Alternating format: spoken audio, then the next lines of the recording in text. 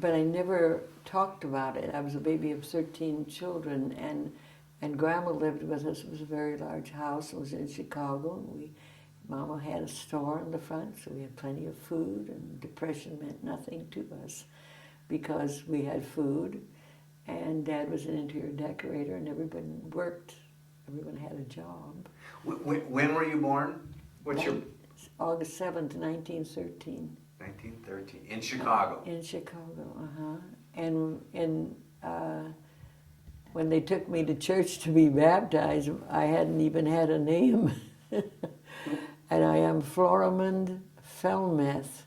And they've looked it up, and there isn't another Florimond Felmeth in the whole world.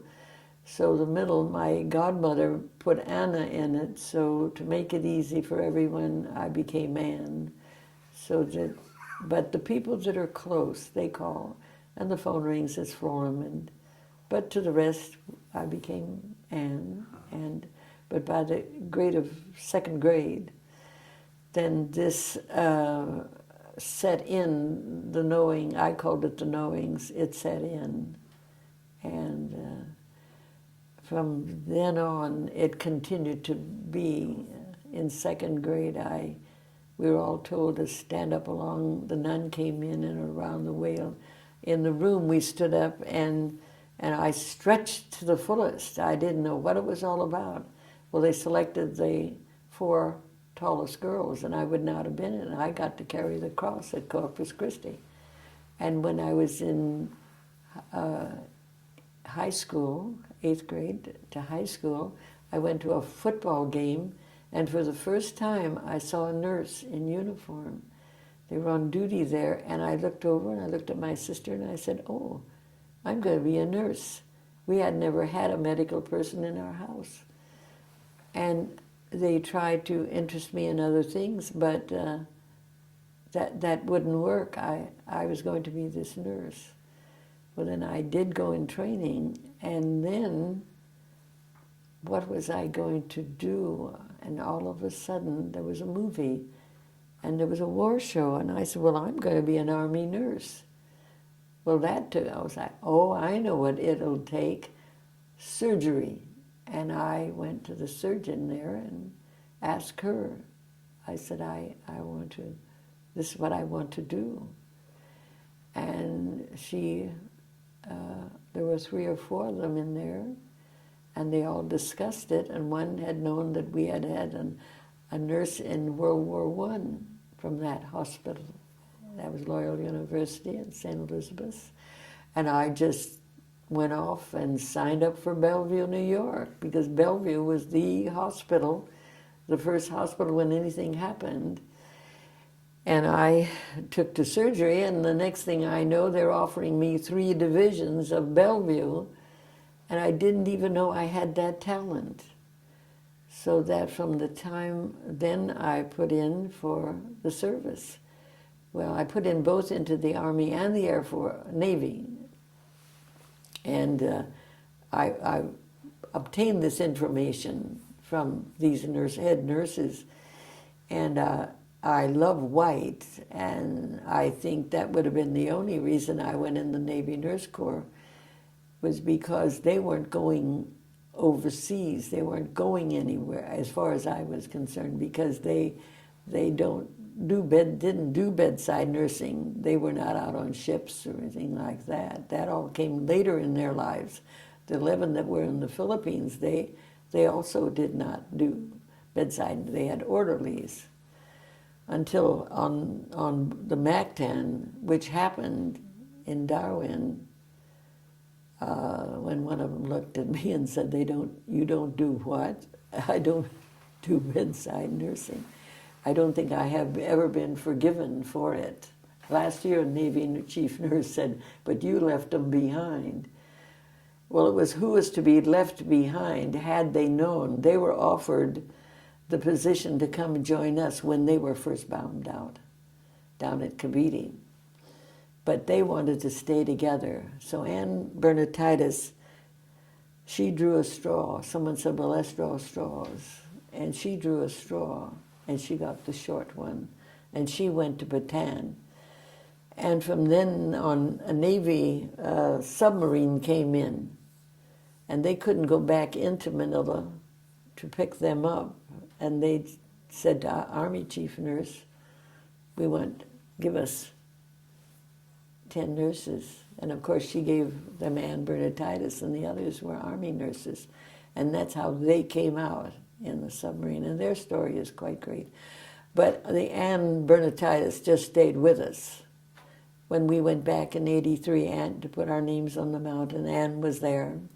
And I'm sorry that in my writings that Ann has just died before I had an opportunity to finish our friendship. But she attended all events with us. She was on Bataan, and she belonged to us. So, but now, of course, it is different. The Navy nurses are out on ships. They're commanders. They're doing everything that they didn't do before. They're doing that now. Who did, because you said you didn't do bedside, so you were doing surgery, correct? Yes. I was always put on surgery duty, and I'd work with one doctor, and then I'd put the retractor in my belt, and I did everything with him. He'd say, do this, this, and this.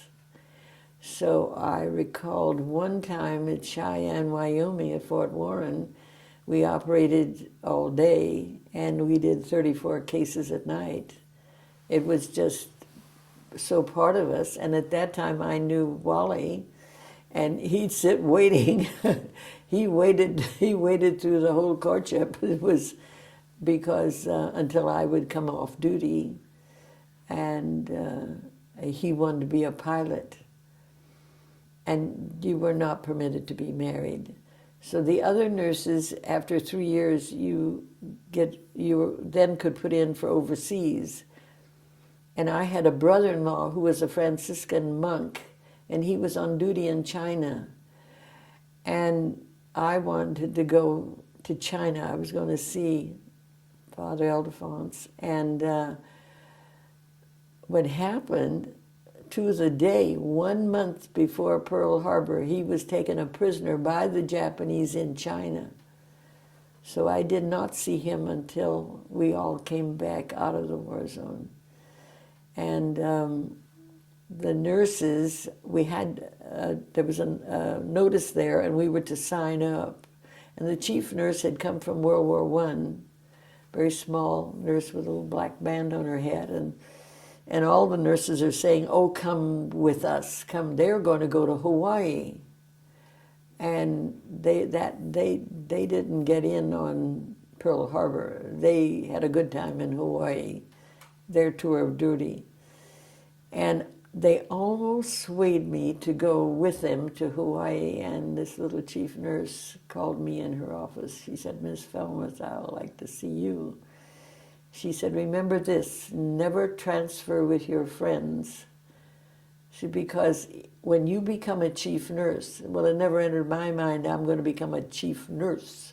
She told me I was going to be a chief nurse, that if I found that I had to promote a nurse and she was a good nurse, she was my friend, I would lose my unit because of favoritism.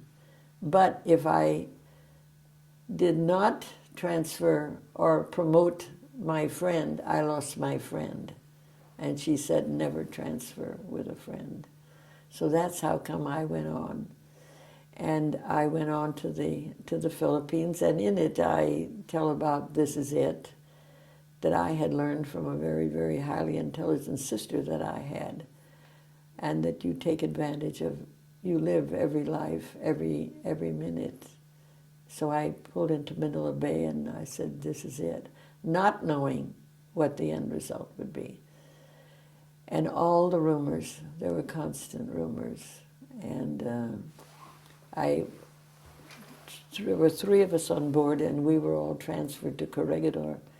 And Corregidor was a couple of hours. You'd get a leave, and you'd go into Manila and have a good time. You'd stay at the Army nurses' quarters there, and the reason after a year, you put in for the mainland. because then you got to see everything that was going on in Manila. But Corregidor was such a long ride, and I would get seasick. So I had put in for it, and they sent me to McKinley, which was only 8 kilometers out of Manila. And the night of, then we had training, we had masks, and we had gas training going in for 2 weeks.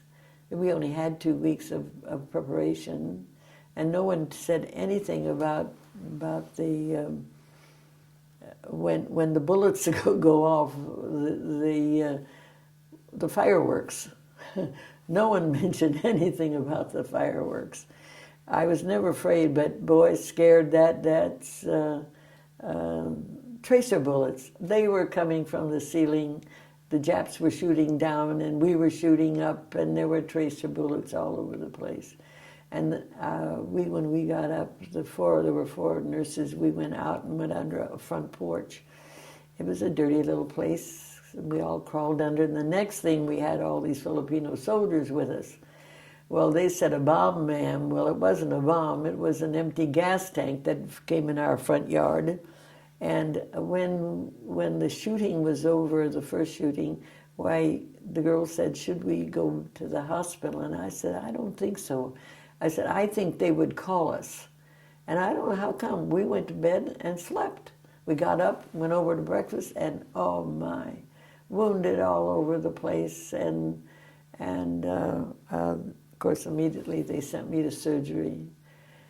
And then there's the sense of humor that other countries may do, but the Americans always have a sense of humor. We had to take when the signal came that there's going to be a raid, the patients would go down that were capable of getting around, would go down into the basement, and one nurse would go with it. And one time it was my duty, and the corporal said, I said, "Oh, for a drink of water." It was hot, and it was always hot. And so he came back, and he had a pitcher of water with 1 glass. Jimmy. He says, "From now on, ma'am, we don't have to think about germs."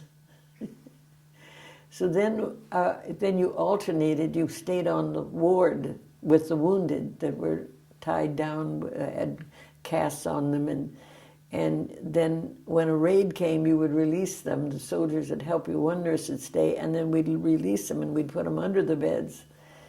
And it hurt. One of them refused to be moved. He wasn't going to move. And so he said, the other one, I got under one of the beds, under his bed, and we were all under beds, and this one refused. And this other one said, "Well, why don't you come down under here?" And he said, "Well," he said, "you know, the way I look at it, unless it's got my number on it, it's not going to get me." And the one under the bed next to me said, "That's not the one. It's the one that says, 'To whom it may concern,' that I'm concerned about." So this went on, and then I was called to, there wasn't blue jeans and all of that sort of thing, to get into slacks. Because I was a surgical nurse, I was going to go out with a team. Well, we had never practiced that. That was nothing like anything we had. So I went back to the quarters and took a musette bag and proceeded to put together an outfit to go. And the next thing I look around and the nurses are there. And one of them had a boyfriend, social. I mean, he had left his car with her.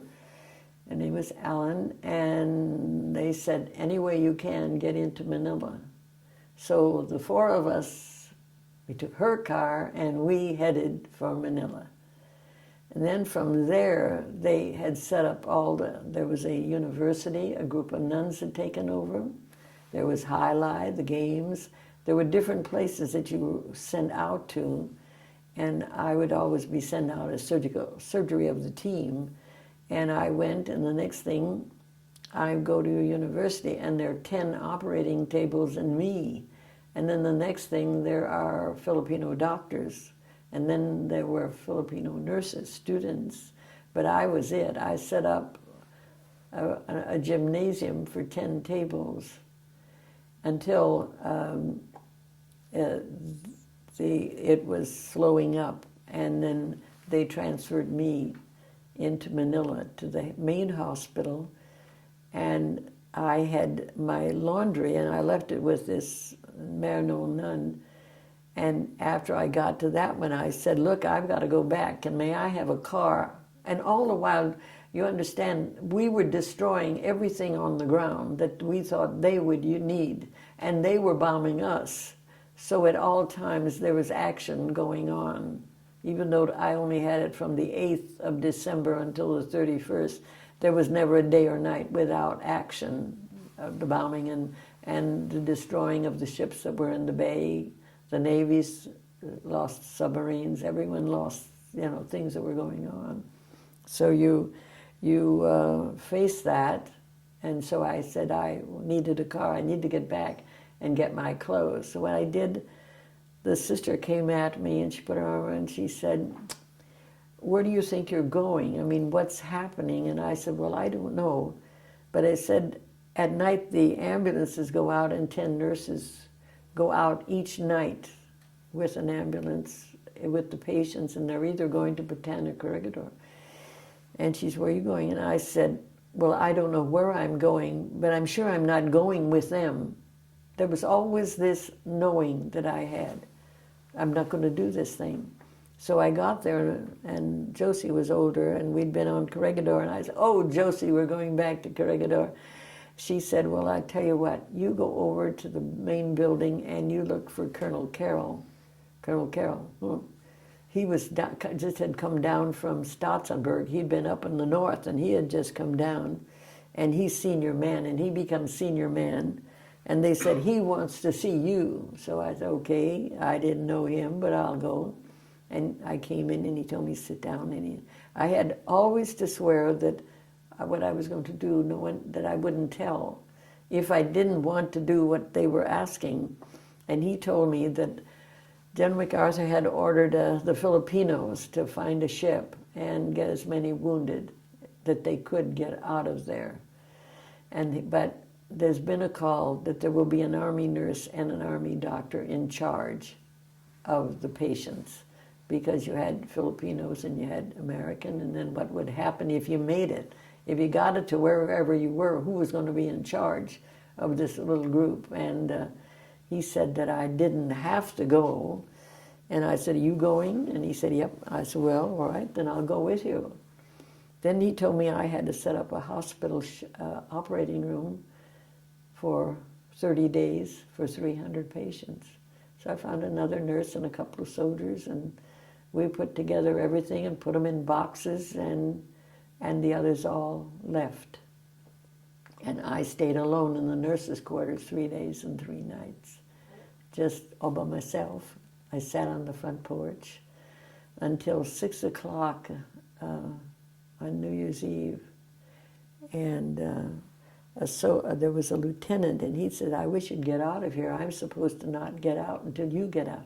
And the thing that is amazing now is that there weren't any written orders. Everything was verbal. Whoever was in charge, they were in charge. You could have been enlisted, you could be anything. You were in charge. If you were a corporal and there wasn't anything better, higher rank, that's the way it was. And that person became in charge. So we're ready to leave, and this colonel, lieutenant colonel, he comes and he said to me, here, and he hands me all these tubes of morphine, and I look at him and I said, what am I going to do? And he said, well, why don't you button them in your pocket? So I buttoned all the drugs in my pockets. I was the only one with morphine on board that whole ship. So that for 27 days and nights, I took care of all. I never slept. I didn't know that till later that I didn't sleep, because usually I can drop off. So I must have dropped off somewhere in this whole. And if you get the book I wrote, is an Angel's Illustrated Journal. And in it there are the details of all of this. I ate, and there was a priest who had been in the office, and he came aboard. And then there was Colonel Carroll, and then head of the Red Cross. Mr. Williams and me, and we ate together, and all the nurses and the doctors all had a long deck, and they ate out there. Seeing the food we had was from the Filipinos. So I had the advantage of having something a little better, but it didn't register what you really had. But they had everything that was made with rice. And so after a while, after half the trip, but we did surgery and we lost him, and we had a patient that was critical that should not have gotten on board, been put on. We lost him. And then one boy, Filipino, had lost his arm, and it was too much for him, and he just walked off in a storm. And so the ship, then one night we heard fire, and the whole boiler room was on fire. And we put out, the people did, we did our own everything. And then one place we picked up cement to bolster the side of the ship, because we then went into storms. But we came into Darwin, met up with the Navy, a few Navy nurses, but they didn't go with us because they don't do bedside nursing. I wish you would put that in. So I became, rather than, you would say, a nurse in charge, I was part of a staff through the whole time. And Father Shanahan, he wrote my family the story. If in the book, if anyone wants to read it, it tells what it had been like on board the Mactan. And then when we arrived in Manila, well, when we were in Townsville, that was right after Darwin, then you go into Brisbane, you come down. The Red Cross gave me, wanted to know if I wanted pajamas. And I still have the bag, and the pajamas were made of sugar bags. And you've never seen such brilliant sugar pajamas in your life. And I kept them under my bunk until we're ready to leave. So when we got to Sydney, now everything was on salt water. I made everyone shave because people weren't shaving. Everyone shaved. All dressings were changed. They had to put on the brilliant pajamas, and they fought. They were not going to do it, and I said, oh, yes, you're going to do it. I went all around that whole ship. Everybody was shaved, new dressings, and brilliant pajamas. And it paid off. 3 years later, there was a conference of hospital ships, and guess whose patients came in the most perfect condition? They came off the Mactan. We went in singing, God Bless America. Beautiful. So Father stayed with me because I had all the drugs. I had to dispose of everything. I only had slacks. So we stayed on board 2 days until they found, then I went into a hotel. We had a few of our soldiers and men in there that were on the way to the Philippines but didn't make it. They now were the beginning of what our base was. And then my first flight, I flew to Melbourne, Australia with the colonel who became a general. And he told, I was a second lieutenant, and next thing I knew it, he's pinning on the silver bars, and I told him he couldn't do that because I said, no one will date me as a first lieutenant. I can't do that. But I became completely in charge. The United States sent 1,200 women in installments, and they were, many of them, one was from World War I, but they were some civilian reservists. They were mostly all reservists.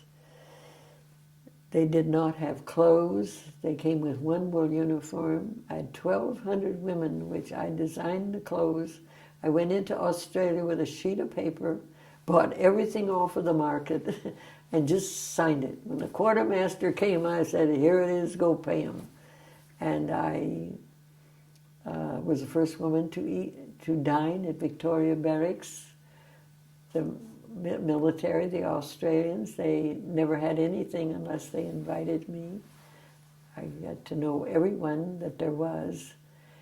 And I put on a review. I didn't know anything about a review, but I put on a review on Easter morning. I had uniforms for everybody.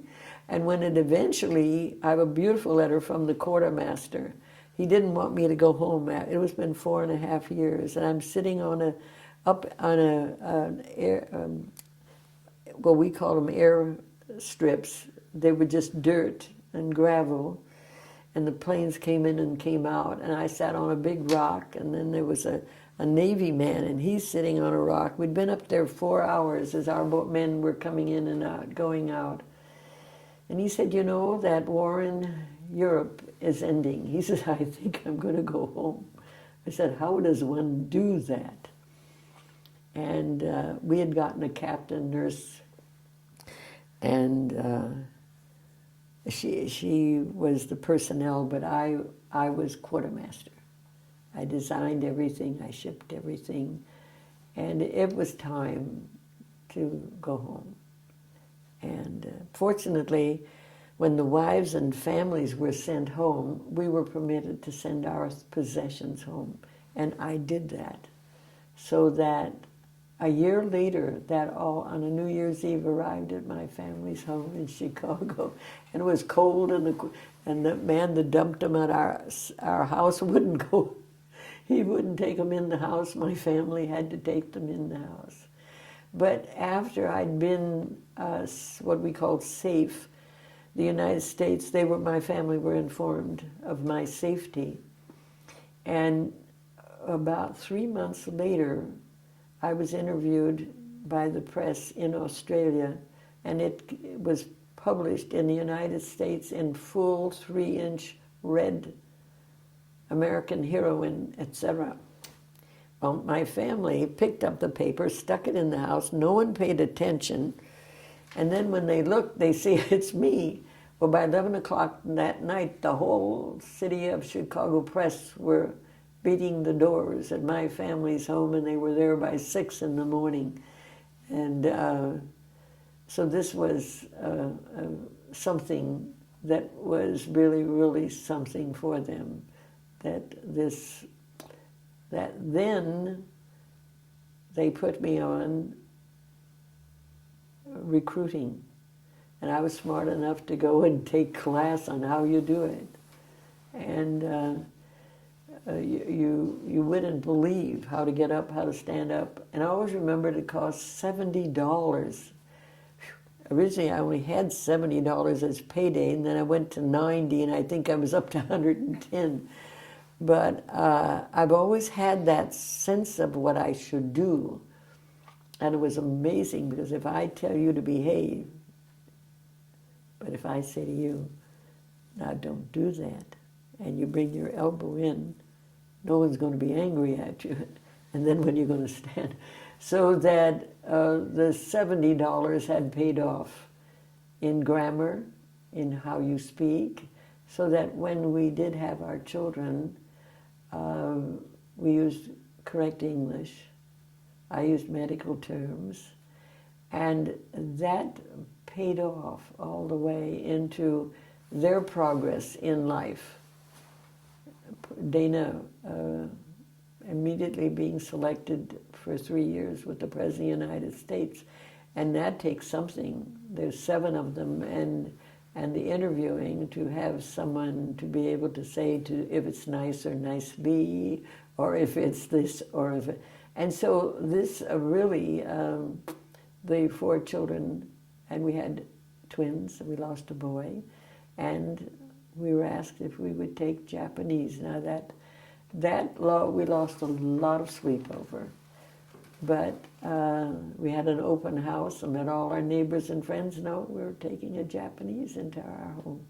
And not long ago, I heard a reverend give a talk on it. Even with the war we have today, it's the anger. You have how to go through life and get rid of the anger. How can you keep going? When you think that how many years ago, that was 60 years ago, I haven't forgotten one person's name, nor a patient, or anything I've ever done. And I was asked by the War Department. Would I kindly tell them what happened over there? Because the Army Nurse Corps today are getting the first book, because no one knew what I did, or we did, or how we did it. No one has ever done it. Was that pretty unheard of at that time for a woman to be taking on? Oh yes, I mean, but no one seemed to argue with me ever, and I don't think they do today. I can see why. You can. I can see why. You have to have knowledge. If you have knowledge, the letter by the quartermaster is. Can you turn that off? I'll tell you something. Okay. When I had to buy everything off of Australia on a sheet of paper, I didn't have money. And no one argued with me. See, I learned to say schedules and do everything they did. That wasn't any problem with me. Well, this day and age, Codex was the only thing we had in those days. And I have World War, I'm going to take it to this chief nurse now. I've got what World War I had was a flannel, it was wrapped and tucked into something. They were smart, see. Well, I had to go and buy it off the market. The Australians didn't give it to me.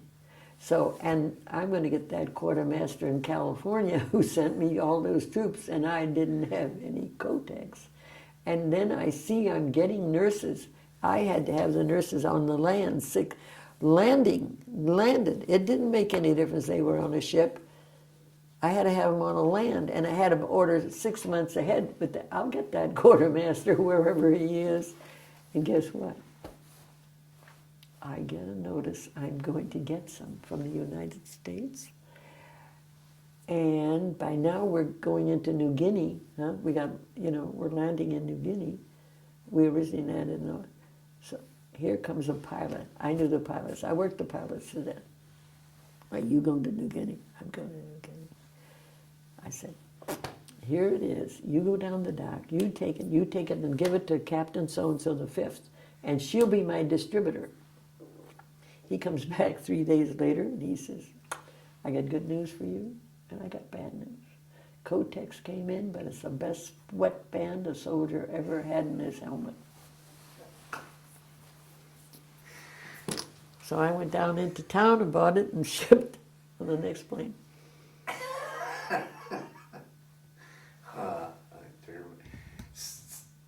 So was that just because the military didn't know how to deal with women? I mean, I hear a lot of that time. No, I don't think a nurse. You have a whole different thing when you have a graduate nurse. She's a trained person, and she's on duty there. And they always called us ma'am, or by I would be Miss Falmouth. We didn't go around with rank. We weren't called by rank in those days. See, so. And they did everything that we wanted. We'd have inspections, and I could give you some real good ones on that. But the men were most considerate. I even drove a Jeep in New Guinea with a gun on my hip. They said, can you handle it? I still don't know how I got it, but I do know that I've got pictures of me and a gun, and running and being in the ditches, and they all ran out and picked it up and put me on the road again, and it's just they were always kind. They were always kind. There was none of them ever. The problems that you find today, we didn't have them. No, it was all kindness all the way. Did you become an equal? Depending on the rank, no. The rank was, you always have the rank. If you're in charge, and especially, for instance, if you're the chief nurse, they probably bowed for the waist. I mean, oh yes ma'am, no ma'am. I mean, that always stayed. That always stayed. But as far as us second lieutenants, that's why when I was a first lieutenant, I beat the table and said, you can't do this. He said, I did it. Oh, I've never been so angry at anybody but that general. He made me a first lieutenant and then a captain. I said, who's going to have anything to do with me? See? I was lost. So did the, if you, female captain and a male captain, You were equal. you were equal. So there wasn't, it became invisible once. That's right. You were That's all right. in it doing the same That's thing. right. Right, just like you see it today. There wasn't any. And they were very good, very good to us. And like I had the 2 months waiting in New Guinea before I could get on a ship to go home. And I love homemade bread, and I still love homemade bread, and I love cream corn. And my diet now won't permit cream corn. And there was a cook there, and he made bread. And he had all we had, but we had something supposed to be butter. It was like lard. It was terrible. So I didn't have to have that. But I do know that 3 times a day I had cream corn and white bread. Oh, and I like it today. It's the day I still got to have a broachin. And I have a diet that's not allowing cream corn. But it was, my home life had been so easy and so nice that no one was spanked and no one was yelled at, and my nephew, my sister's husband died, and she came home with a child, and he was my age, and she was pregnant with another, and then she eventually married someone else, and I had a sister who was a nun in a convent, who was head of order of students, had 2 Franciscan missionaries, and people, I always said there were either nuns or priests walking in at the front or the back. I don't think I ever saw anybody in their underwear. But there were first communions and confirmations, and I think that if religion never went into my taking care of the nurses, that was never any for 1 minute, because 1,200 women, you have denominations of every kind, some do, some don't. That was never, it was duty. What they did on duty, did they know the rules of, leaving a cabinet open with a drug or whatever they did? I made rounds every day. And they ended up by giving me Chicago, a 2,000-bed hospital. And the next thing I know, here I come into duty one day, and sitting all the way up on the floor are women and children from Germany who had married our men, and they'd come off a ship in New York, and they had put them on a train, and they were to go to California, and they got them only as far as Chicago. They were sick. I said, I heard of acromegaly. I heard of ailments that be a surgical nurse. My commanding officer just looked at me. I walked in, and they had not even, they'd come in the night, and they hadn't even started to feed them, nothing. And he just looked at me and he said, handle it. I said, okay, I've been handling it so long, I might as well just take this over. So I just sent out 4 of the nurses, the captains, and said, strip the wards, get every vacancy and get them all the men on one place. And I said, get all these patients. And I went down the kitchen, and I said, as fast as you know how to cook it, you get them fed. And one of the captain's civilian doctors, he said, they wouldn't give him some medicines that he needed for some patient.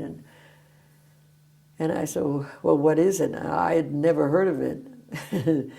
And I said, well, he said, but the pharmacy says it costs too much. And I said, do you know how to get it? He said, yeah, I know how to get it. There's a children's hospital up on the north side of Chicago. I said, come with me. He said, to the commanding officer? I said, yes, to the commanding officer. I said, sir, do you know what our problem is? We've got ailments, and the quartermaster, the pharmacy won't. Oh, he said, go handle it. So I got a car and put a soldier and the doctor, and I said, go get it. Here's your He came back and he says, ma'am, from now on, I'll just come to you. How often I heard him say, I'll come to you.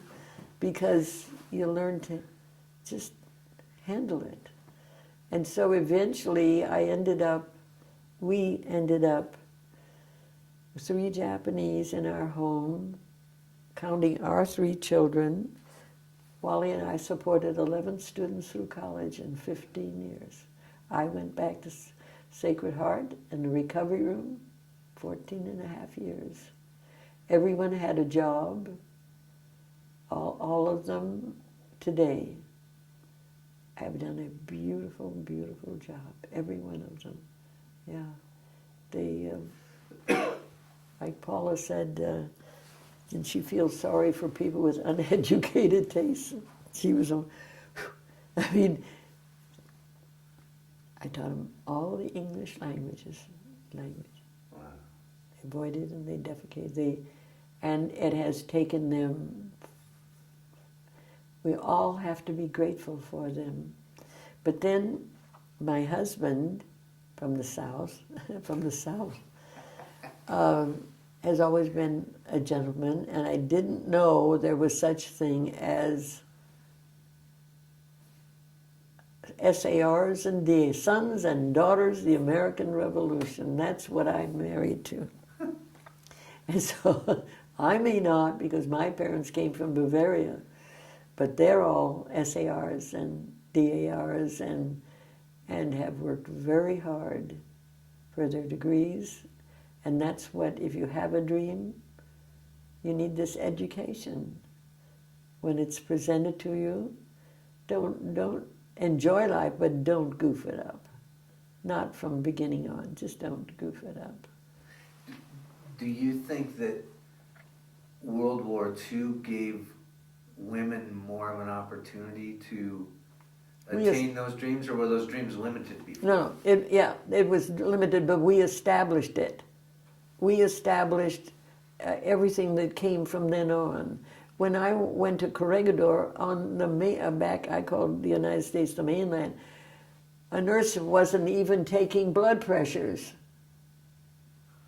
And I'm handling all by myself a whole hospital, Filipino babies, helping, deliver babies, doing surgery. We just went on teams. No, you did and gave, and then you left a slip and tell the doctor to sign it in the morning, You all of a sudden became it from what you were in the United States. Yeah. No, I always remember that I came back and went to go, and a doctor said, grab the end of the card. I said, what? Grab the end of the card. That was never, it was not like that at all. I was the only nurse on duty on Corregidor at night. Each nurse had to do 1 month without a night off. 30 days and 30 nights, and you did it all. When you were at Corregidor, was that before the Bataan Death March? Oh yes. See, I came off after a year, I came off and came onto the mainland because I was due to go home. And I wanted to go to the places and see everything that was on. You only got days off. You could, a weekend, maybe I made 3 or 4 trips in a year back to the mainland, and you go and go and go to get to see everything. Bat claves, everything that there was to be seen.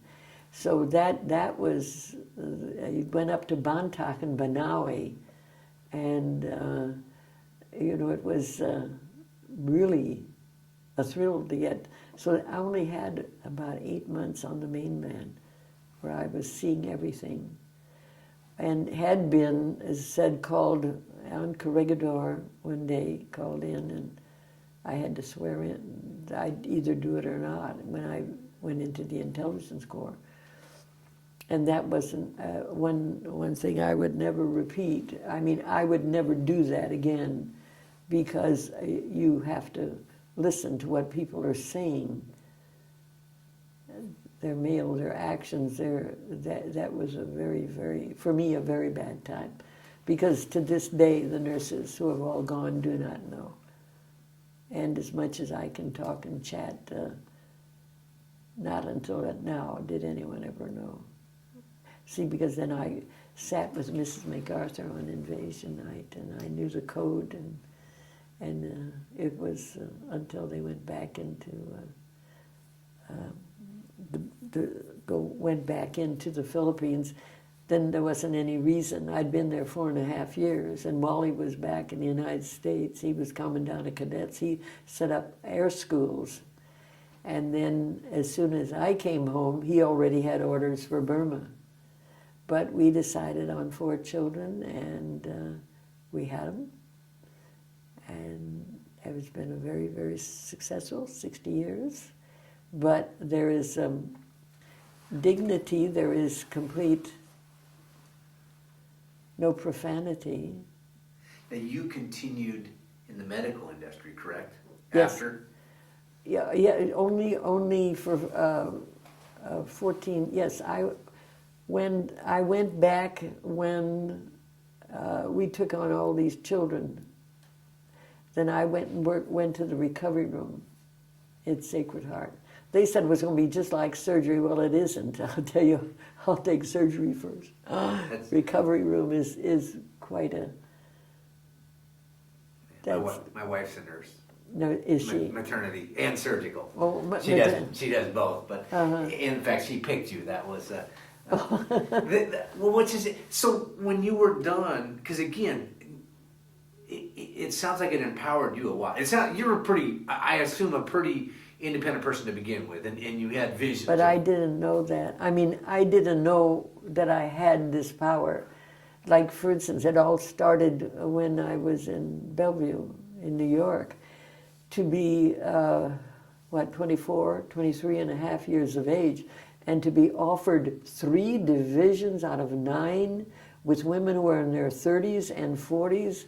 When I sat and did work with when we did brains, all the original brain surgery, he asked for me. And I said, well, no, I'm going to go in the Army. See, I didn't know if they're going to take me or not, but I'm going in the Army. It